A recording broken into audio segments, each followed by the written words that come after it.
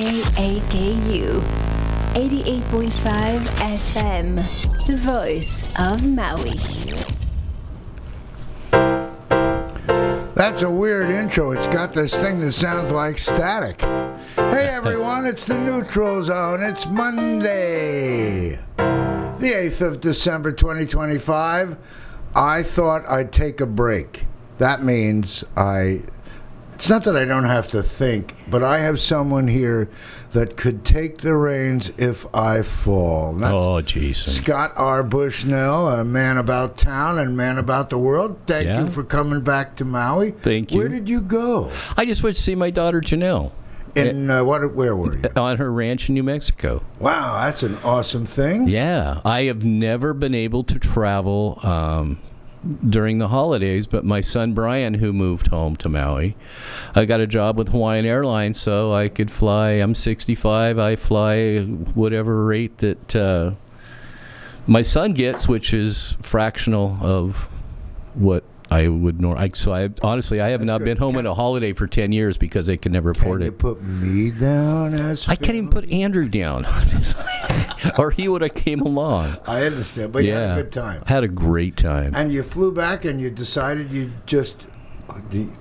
Did you get any rest? I flew back. I was in at midnight, and then I was at work at Parents and Children the next morning. So, so you're back a couple of days. Yeah, I'm back a couple of days. Okay, then I can hit you right over the head.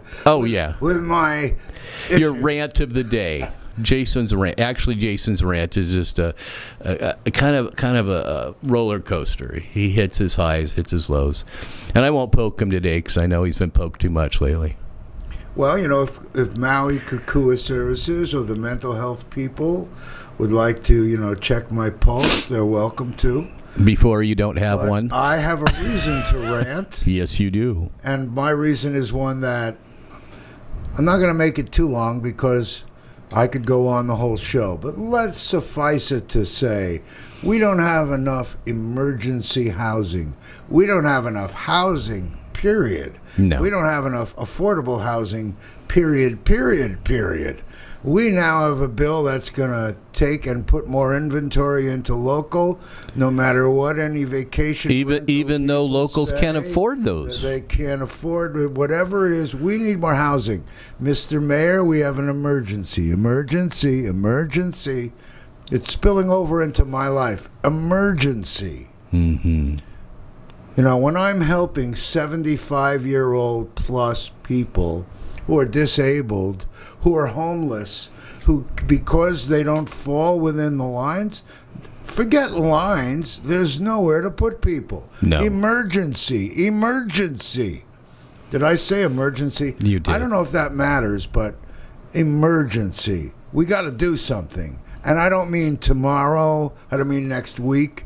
I'm getting tired, and there are others in the community that are tired of being a loudmouth voice. Is this a rant to you?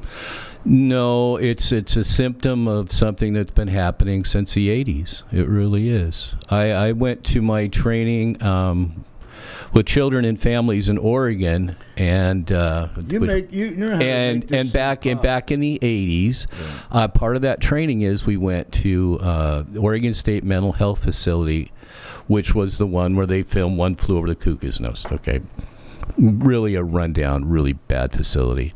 And I did about 3 weeks of training there doing such. And when I met with the staff and listened to the staff and got my training, they said, they're phasing all of this out, and there's not going to be anywhere sometime where any people who are not criminals that still have really serious mental issues will have a place to go. And they started phasing that out because they thought it was an inhumane, because it was actually a roof and a meal, which wasn't much. And I would say marginally at that, they could have improved it. But we quit treating our folks that had a real difficulty Scott, that's socializing. 50 years ago. It was, Jason, and it has been evolving since then and getting worse. So the housing is now being filled by people that might otherwise get other housing because of their limitations? The reason here, as far as our generation is, the boom, the big piece of the population is slowly moving into that realm of how many people who need those emergency services, like your friends that you know that have never been in trouble with the law but still need those services. They have been slowly evaporated for 50 years. So you either have to go out and rob a bank, or you have to be threatening the president to get any kind of help. They just evaporated that. And we increased the number of people into our country and who were buying homes. And the home buyers in many communities, and this is something that is finally getting some notability, is that 4 or 5 families are going together to buy a low-income home. No, I appreciate what you're saying. So all of a sudden, if you've got that kind of demand on low-income housing, what happens when you put a big demand on anything? The price goes up. So now the average Bob and Sue who grew up say, well, we're going to buy a house just like our mom and dad did, or like, well, no, we're going to have 3 or 4 of our friends together to buy a house, like everyone that's sucking up the low-income homes are doing. So we've got an imbalance. I don't believe there's any quick solution, but it's not brand new. No, but wouldn't it be okay to handle it on an emergency basis, even if you can't handle it on isn't there something humane about taking people off the street and giving them a bed? After the fire, however they categorized, they had people near the airport in tents with 8 beds in a thing. Yeah. And after a while, they had a suicide rate going on, and people not only that were in there were committing suicide, but people were working there were committing suicide. That was a step up from people that have no safe refuge because no one stepped up to take a $200,000 deal so that behind the police station, what other safe place is there? That was at least safe for people to be able to have refuge from what is a lawless frontier. Oh, it is. It's horrible out there. We've got people who are, for no means or no reason of their own, have found themselves in a difficult situation.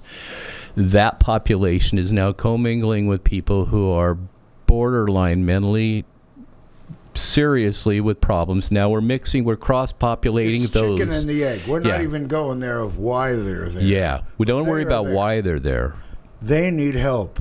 Suicidal ideations, and you can care about suicide. What are they going to do with you? Stack you in the office? What are we doing here? This is what do you do, Scott? Yeah, Jason, if I had the answer, I would be running for governor. Well, you have emergency funds. Do you have to put up some tents and some cots? I don't have any resources, and I honestly, I just don't know I honestly don't. This is no one has been able to answer this for 50 years. Area, Mr. Drake. I don't know. I walked by today walking. I walked because I had to get my blood work for tomorrow, and I walked by 20 vehicles that people were living in today in Kihei. Yeah, and Jason, it's this is horrible stuff. It is horrible stuff. And the sad thing is, everyone that have any kind of economic common sense saw this coming for 50 years, and they just kept putting it off and putting it off and putting it off, thinking that it would somehow fix itself, and it hasn't. I mean, it really hasn't. I mean, you and I could be I could be easily home with a 20% increase in rent. I would be living on the street. I'm using 80% of my Social Security and retirement income to pay rent. 80%. 80. And I'm just hanging. I'm hanging, and I'm about as frugal as they get. So when I get to go off island, you spent for that shirt. I love that shirt. You know that again. You've had it for a couple of years. I know, at least. And actually, this shirt was only 99 cents. Santa, is he like trying to climb the palm tree? I don't know. I think he's flying riding up over the palm tree. Yeah, with the reindeer. Yeah. Only took 2 reindeer. It was a summer. Yeah, it was a summer flight. I hope Santa comes and puts up temporary housing. Yeah. I really mean it. There are a lot of people out here that can probably relate to this issue. Who do we have to... I can't say that stuff. I was going to say, who do we have to shoot? Video. No. It doesn't matter. Jason, it's not brand new. That's the problem. It's not new. We're finally taking... No one's taking charge. You and I are seeing it, and more people are seeing it. The people in California, I had a couple folks out. I did some video the other day out in the ocean, and a couple that I had, really neat people, lady from Brazil, the guy from Montenegro. And they said, in L.A., they said they've never seen anything like it. And they said in their home countries, there's this like a whole counties or a whole part of the piece of Brazil where those people go. It's like, oh, because and it's really nasty. You say you don't go there. It's war zone. But people get fed, and it's like, I'm like, well, this is worldwide, Jason. This is worldwide. We are right now in a moment where every huge economy, the United States economy is living on a fiat of currency since Nixon took us off the gold standard. The United Kingdom is living on a fiat. Germany, France, Brazil, Russia, and China, we are all at this same moment in time. Do you know what a fiat is? Tell them. A fiat is something that's created out of air. It's just an imaginary number. So, in other words, La. This system is based on nothing solid behind us. Exactly. Which is why gold will never come out of the stratosphere. No, it won't. But the really frightening thing right now with this is that previously, as the United Kingdom, which is a huge controlling player in the world, which we really don't accept, when after World War I and II, and they sort of slid down, the United States came up. Previous to that, the French dollar was on a fiat. It came down, and then the English, the United Kingdom took over. So all these currencies have ebbed and flowed. There was a moment in time when the Soviet ruble was on a real high pitch, and then it crashed. And so far, the Japanese, Indians, the Chinese, we are all at this moment in fiat where we have this money that's not real money. It's just we're all living on credit, so to speak. Now we added crypto into the mix. And crypto's just la. But it's being used with... Oh, it can be. Yeah, if you buy real assets, if you buy gold with crypto, or you buy real estate with crypto, and there again, I this whole short-term rental thing.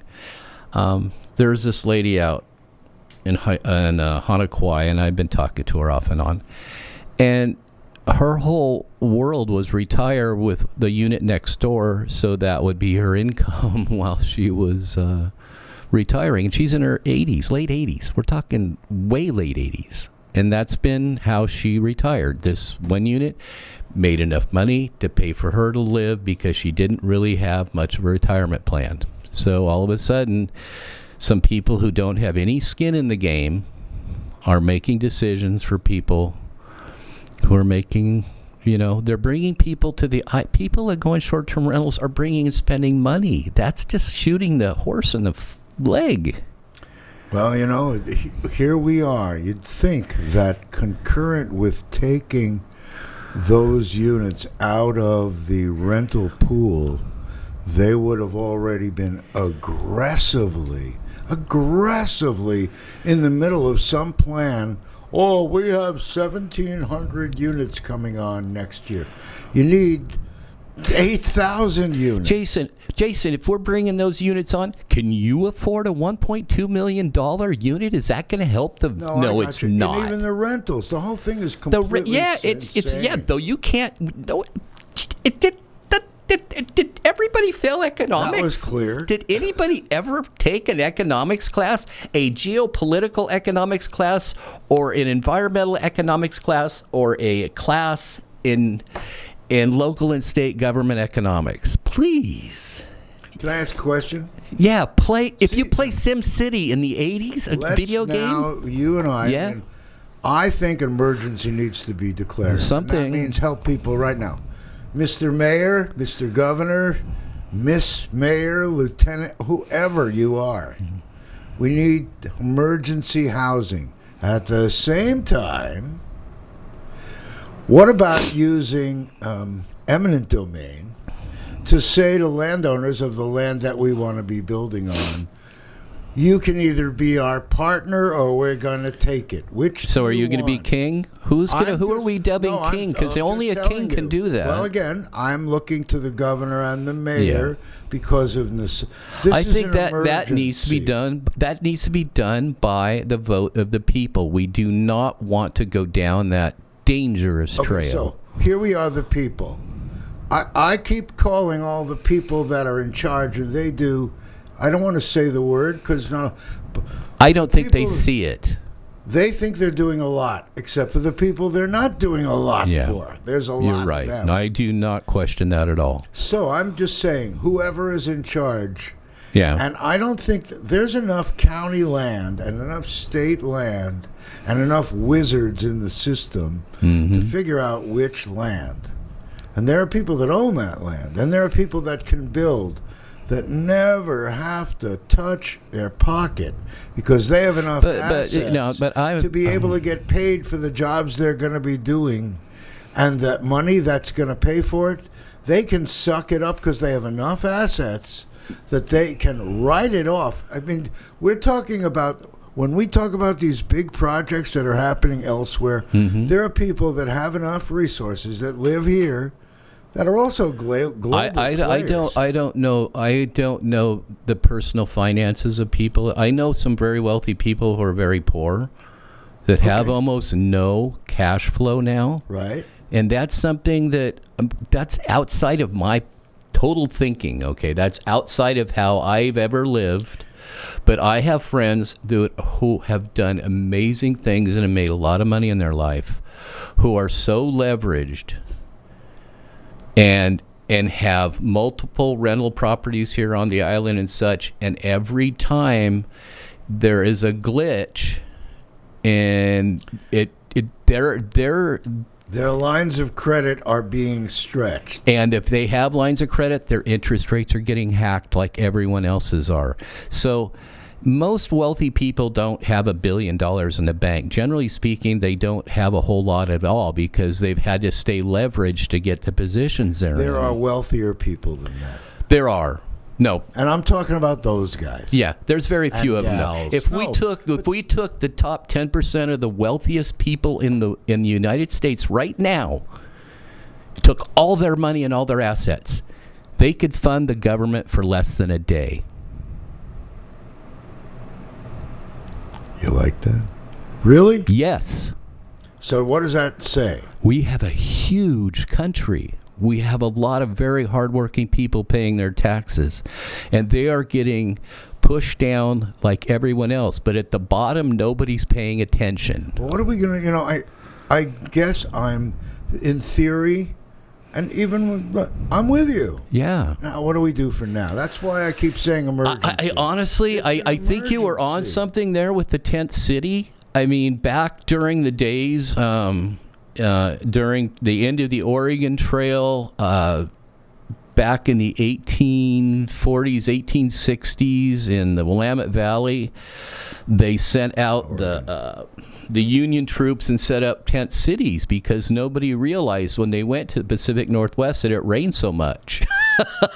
and they were stuck in the mud. So Grant and a few other presidents had sent out emergencies, and they went out and they put up giant tent cities, and they just mobilized and got people safe, got them away from the coop and the cholera. And you're right, we are at that moment again. We're in that moment of time. Yeah, we need some kind of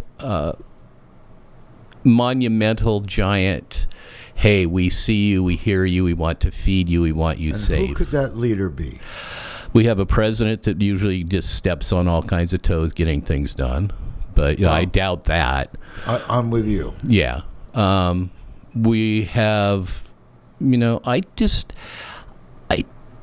discretionary spending, everybody's being really careful again, but we're not talking about millions of dollars here. No, I know that. No, we're not. Look, they put up beautiful tents and stuff to put on beautiful wedding receptions and things. I mean, and some of those are even hurricane proof. I mean, we're St. Teresa's, my church, is feeding a lot of people. Yes. In Kihei, and I think it just needs.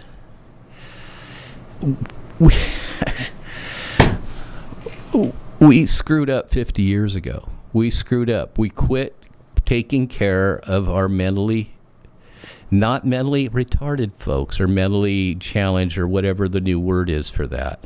Those folks are getting care. But we have the marginalized, the people that have the anxiety, the people that have all these stress disorders that instead of getting treated in a proper facility, which do not exist, they're going to our jails, or they're ending up in the ER. The ER sees people repeatedly for stress breakdowns, all of that, because sometimes it's the only place they get them. World again with nothing. Yeah, you're right. I'm not questioning that at all. I know. Well, yeah, so that's an emergency. It is. How do we unburden our ERs across the country? We make places for people to go and get a meal and at least a pat on the back and a hot cup of coffee. What's the deal? Mr. Mayor, we'll have you here. You're welcome to sit here. I don't particularly just want a dialogue about why it makes we need no a hospital. We need a hospital administrator in here to give us the dollar figure of what it's costing for those people that are trying to get off the street to go to the ER for some reason. The numbers are staggering. They're staggering. They're staggering. And then they wonder why our healthcare costs have gone up, because we're using the most expensive system we have to treat people who we could be treating a lot more efficiently. And it's so sad. It is. It started in the 80s. It started when they started shutting down facilities that they thought were inhumane because people They were. I'm not. Right. They were gross. No, I'm not arguing. I'm just saying. Yeah. When we know we have a problem, and I've talked about it before, that decades ago, yes, I spoke to past council people and then present council people then that knew housing was the issue, knew that housing was the issue, knew that we thousands of units short then. Yeah. So now, yes, we're in a crisis. And we are. It's across the country. It's not just here. No, but it's in every city and every state in the United States. But we need something. We need something. Yeah. Now. We need those people who are going to the ER to have another option to take the burden off our $1 million, $1 billion healthcare system here and unburden it to start with. Just a free type of walk-in care, which many of those people I'm sure would be happy to go to, where they had a warm bed and some food for a couple days and a bed to sleep in, where we have a doctor, we have an RN or someone there, so that we're not ringing up this. Can we set it up longer term? I think you could, Jason, and I've thought about this over my lifetime. I've thought, you could. We've talked about repurposing the mall over and over again, because the mall is pretty much kind of. How many times do we sit in front of Safeway, the old Safeway? Yeah. I sat there with Mayor Victorino, Tasha Kama, me, and a host of all the people. They were all county Yeah. County and state people. You go sit in front of the. How long do we You sit go in sit front in of front of that buildings, beautiful new locations? Safeway up there at midnight, and you can watch half the meth deals in the city go down. There's little. I have it on very good information that if you're in recovery from drugs and alcohol, that you never go to a Safeway parking lot after maybe 9 o'clock at night, because you'll see one of your past dealers there in the parking lot, back in the corner. I'm as much as all that stuff, I don't know how the police allocate their resources, because maybe they're going to tell you that's, just they don't have enough. And this is just from people. I know. I've been And going. you hear it I've 'cause been you're going. seeing I've them been all. going to meetings just because I'm just trying to be supportive of family members and such, and getting in touch with my past issues from the early '80s. And I was like. And we were talking, and it's just like, yeah, well, if you're recovering, you just, here's a list of things we know we can't do. You need a game plan. It's like being a coach. You got to give somebody a game plan. Never go to Safeway after dark, because you'll see your dealers and stuff in the back. Don't go to Walmart after dark, God forbid, because you're going to drive in and you're going to see somebody who wants to sell you something. And for the life of me, Jason, that was like, what the? Really? That's a thing? I was shocked. And then I left a meeting late, 2-3 months ago, and I pulled into the Safeway over here. And I stopped, and I'm sitting there, and I'm like, Sure enough. holy crap. Yeah. This is happening.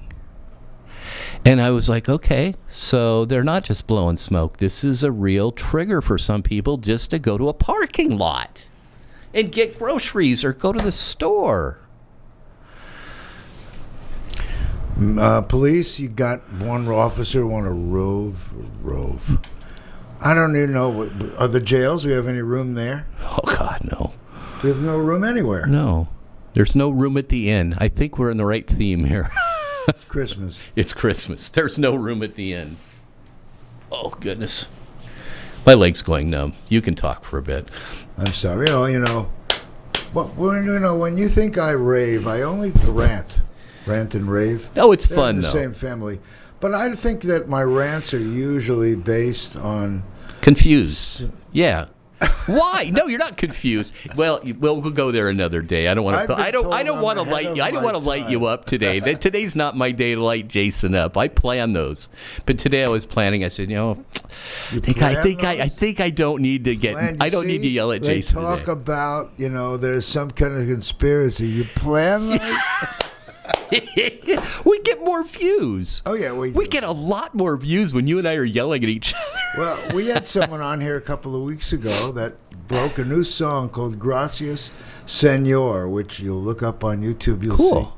That sounds familiar. It's written by Marianne and Ames Anderson. Oh, okay. And it was written about someone that came to work for him, that he wanted to come to Maui to live, and this guy took over the activity as business, and then the customers there said, you don't have to come home, he's doing great. So he wrote a song to thank him for all the hard work he's done. Oh, nice. Mexican guy. And the question now with all the immigration and all that's going on and all the horrible stories we hear about citizens that get rounded up and can't get their medicine, and they're citizens. Yeah, if we're hearing that from our neighbor, that's good. I can't believe it from anywhere else, but I'll go with you on that one. No, there's some mistakes being made. No, but there are also mistakes being made. And my point again, no matter how many things about the end justifies the means. Well, that's eminent domain. You were talking about the ends justifying the means again, taking somebody's personal. Well, that's why I said this is getting to the point. Where things are completely crazy. Well, sadly, we're in that K environment where we're down here. Half of the country is on that upward swing because they have the assets to make more assets, and they're doing great. And the folks up here who are paying all the taxes to pay for everything that's going on are not really seeing what we're seeing. And I believe Maui is a microcosm of the entire country. I mean, today I'm walking by multi-million-dollar homes on one street, and I'm walking past a whole bunch of unregistered vans with folks sleeping in them in the next block. You know, the last thing the only thing I can equate to this is we were in Tampa, Florida, probably 20 years ago, and I saw a wealthy movie dude who like grew up there and built this $30 million mansion. And so we drove by it, and next door is a single wide and a lean-to with a couple of old Ford pickups in it. And I'm like, wow, that's what happens when you don't have any kind of zoning control. But that's Florida. But yeah, so this problem has been coming. Florida? Yeah. That incredible gemstone of a place? Keystone. Can you believe? You know what? I have so many friends right now that are like buying these little modular 25-year-old homes for $16,000 and moving there and living really well. And I'm following them, and I'm like, God dang! I could buy a place, and it still has a pool, it has a rec room, and I pay $400 a month for all those services, and I could live really good there. And then I go, but it's Florida. Snakes, bugs. Humidity. No. Trump. You like being near Trump. What? No, I won't do that to you. You confuse me, Jason. You confuse you confuse where the bus is going with the driver. Well, I'm so thankful to have you say that here.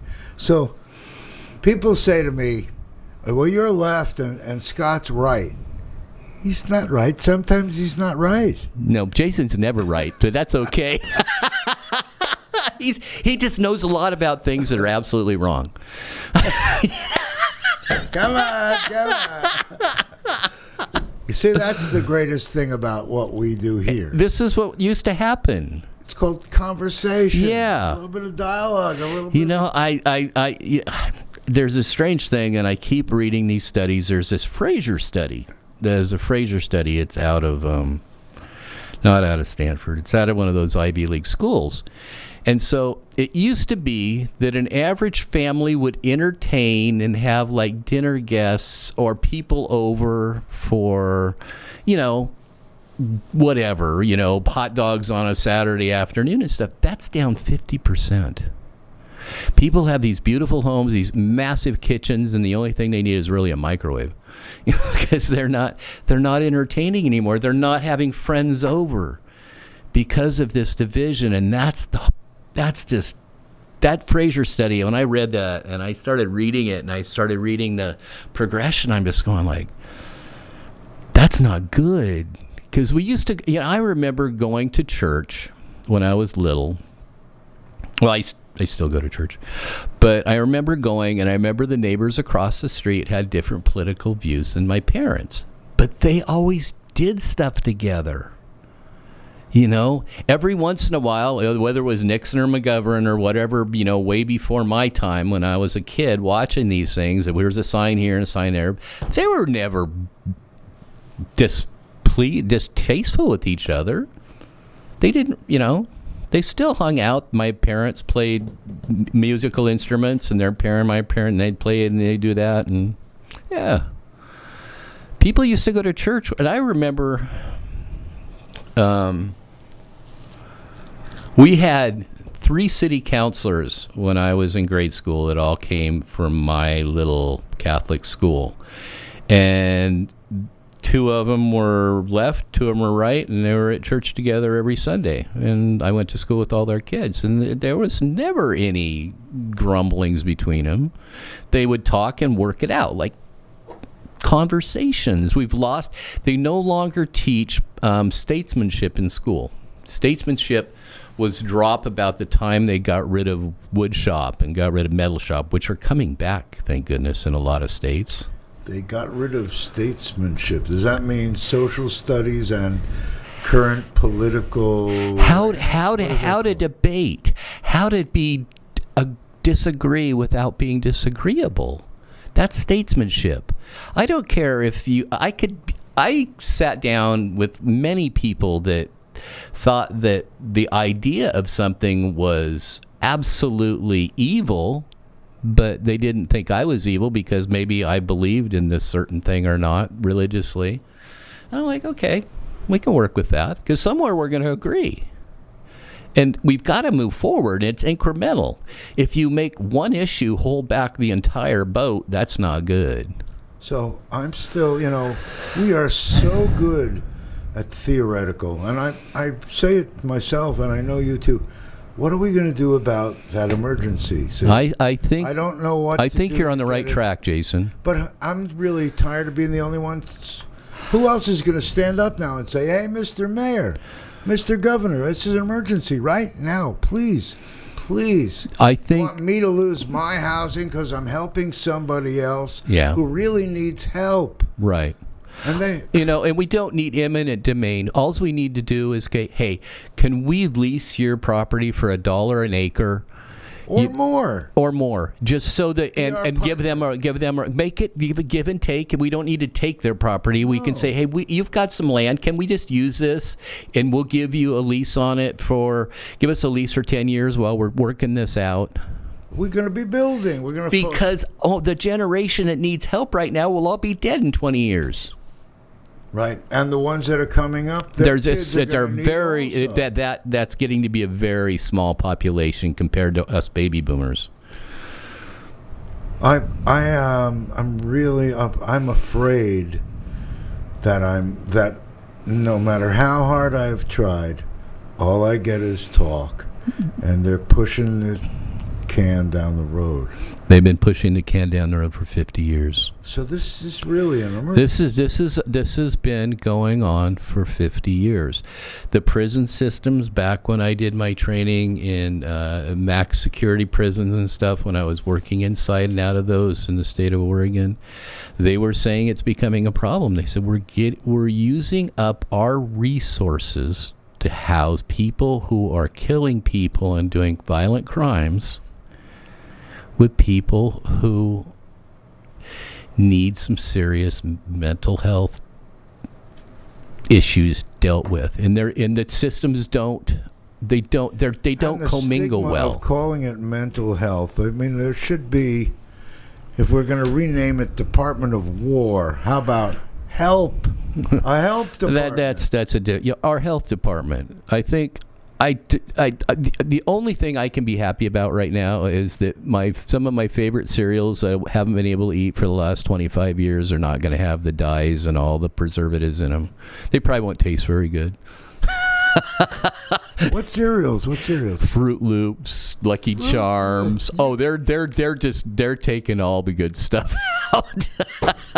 But they found out that good stuff has been damaging our health for the last 50 to 100 years. Well, I don't know. When you say they found out, I love it because we knew this 50 years ago. Yeah, we knew it, but nobody paid attention. Oh yeah, well, we believe what they tell us. Yeah, the food triangle. Housing, is that what you heard? The food triangle that we all grew up on. Here's what you need to eat. That's been upside down the entire time. Yeah. Thank God we can at least have a conversation. And you know what? If you could actually get with people that, I hate to bring this up again, but our country's being manipulated.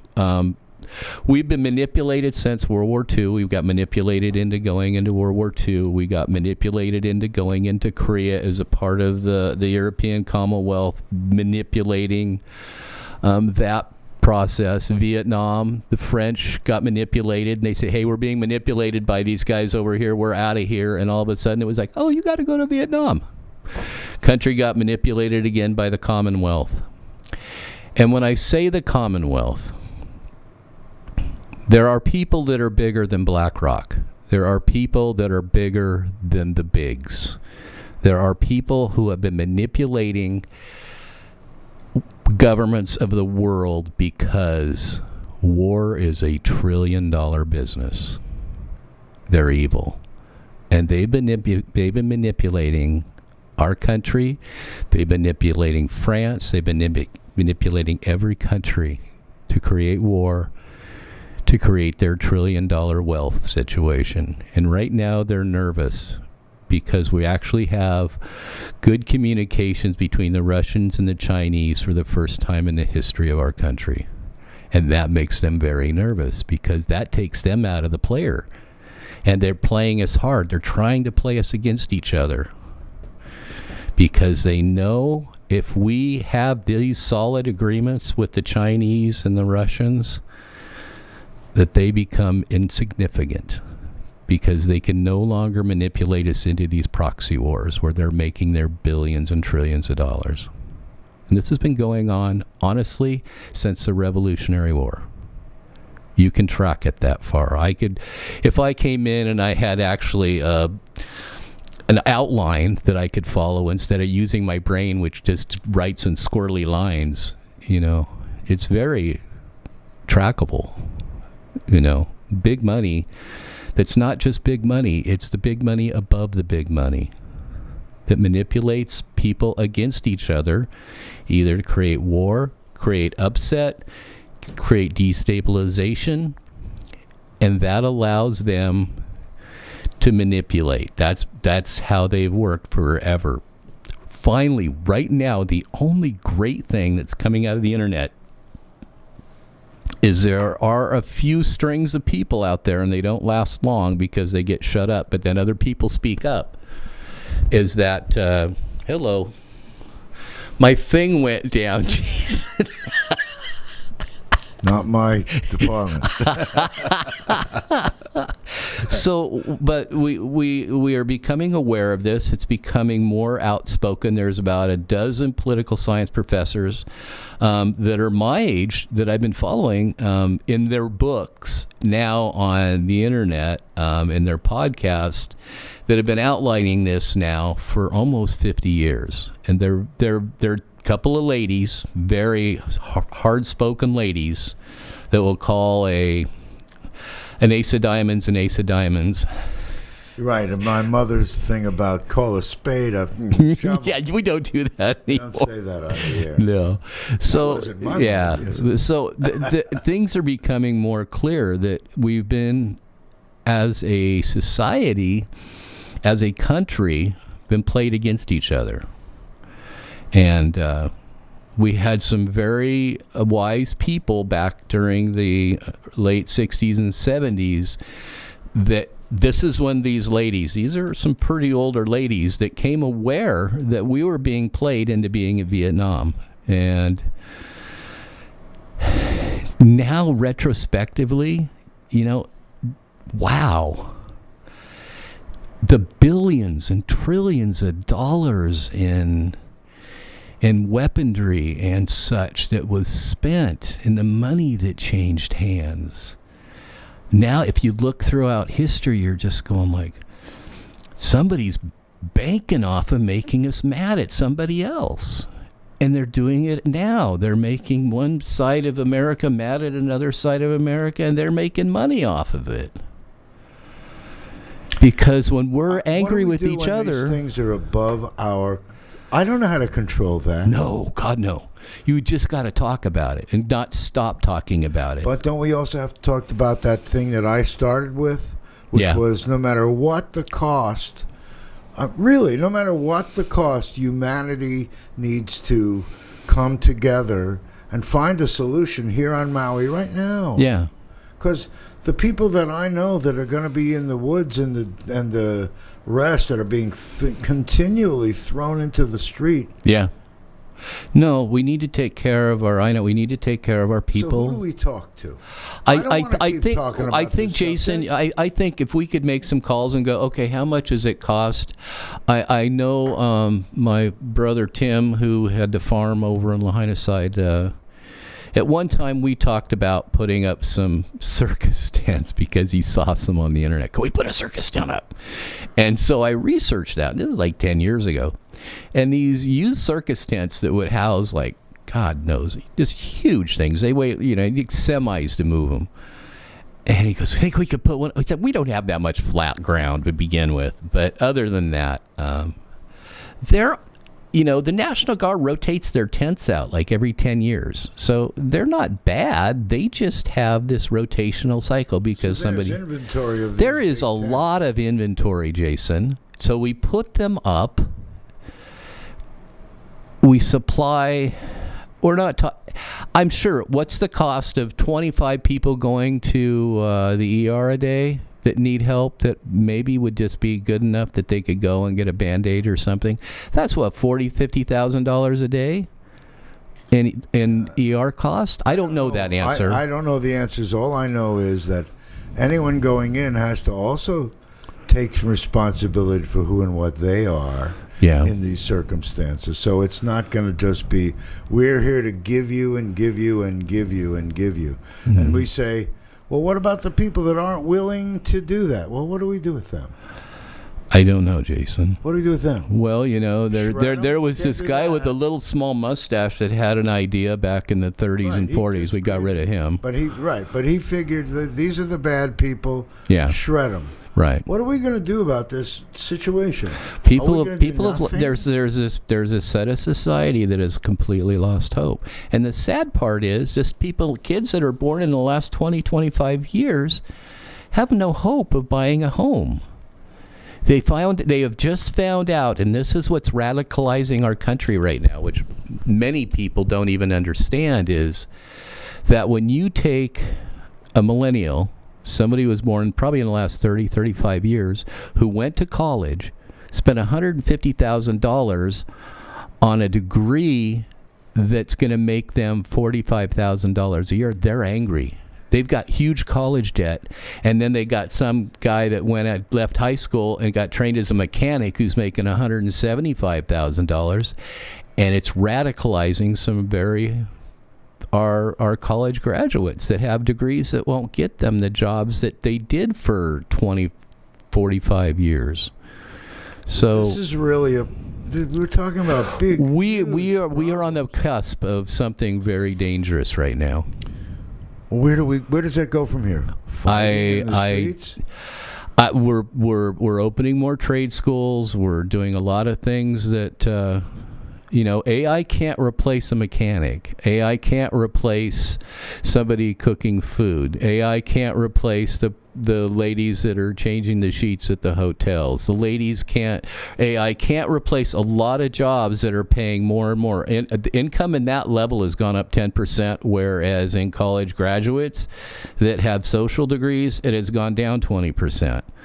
So, but that is a moment in time back at the edge of the Hitler regime, the edge of Mao's China, the edge of Stalin's Russia, was that moment in time that the people that got the most education got radicalized. This is a historically moment that things are repeating. And it's a very dangerous time because I would be frustrated as hell too if I went to school like I did for 10 years, got a degree that really wasn't worth it.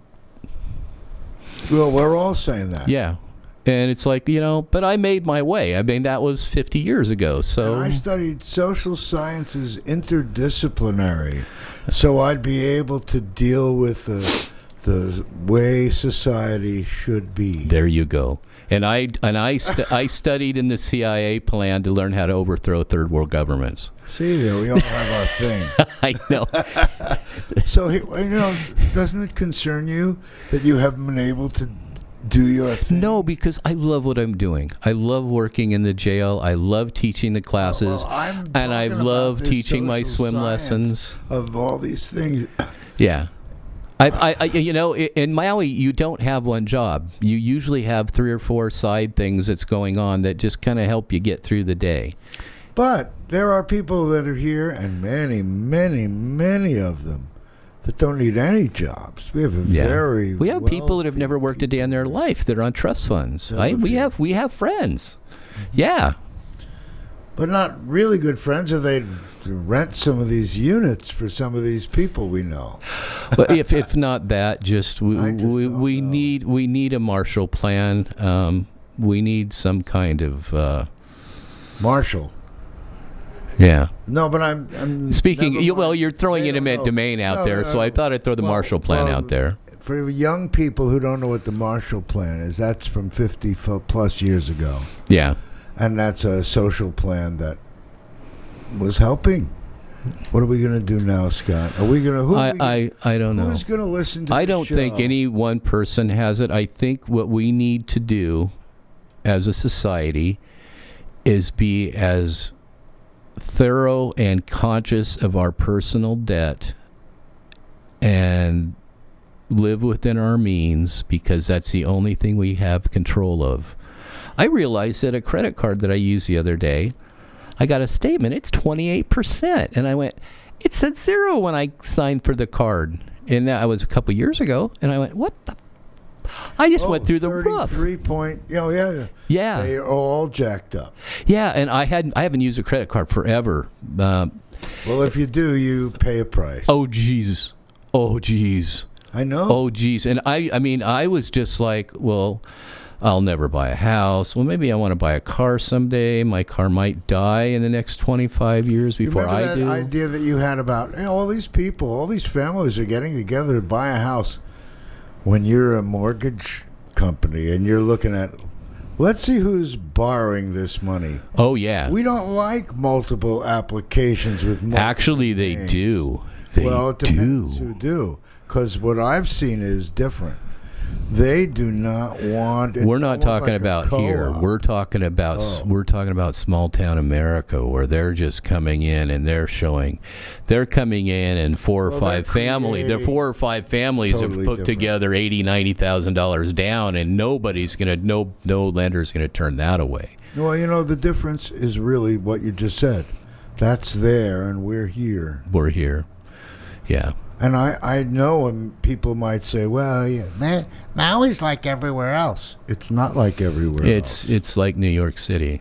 Except people here don't get paid commensurate with the costs of this place. It is very expensive as a local person to live here without. Yeah, I mean the rental, the short-term rentals that they just evaporated. There's not one person that's working in the blue-collar wages that could afford one of those. That's what the whole concept of that was like. Wait, those people that you're trying to give a home to, you're just taking away the people that are coming here and spending money so that those people have a job. The cycle, has no one remember that cycle that they showed you on the chalkboard of... Yeah. No, I mean... You got it, Jason. You got it. If you're going to open up homes, I made this statement about 3 or 4 years ago on your show. I said, instead of doing that, give long-term residents a $750,000 down payment credit free of charge. It would be a lot less damaging on our economy. Long-term families born and raised on the island, give them $750,000 to put down on a home. Then they have a mortgage that's commensurate with making $14, $15 an hour. But who's going to support that? $750,000. Compared to taking that many homes off the dinner menu and the people buying dinners and the people going to restaurants and the people spending money here, it'd be a drop in the hat. How much does an average tourist drop here? I don't know how we're going to float that. I don't, Jason. I don't, and I floated that way. I floated that way 3 years ago. It's a great idea. Yeah, still floating. Yeah, it's still floating.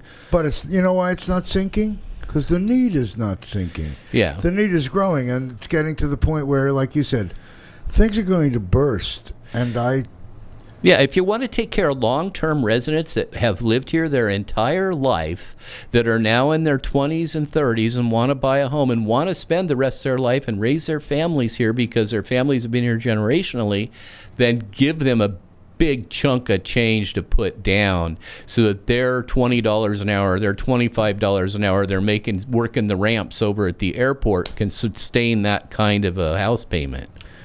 Can you imagine that we hear people here that are going, wow, $25 an hour, that's a lot of money.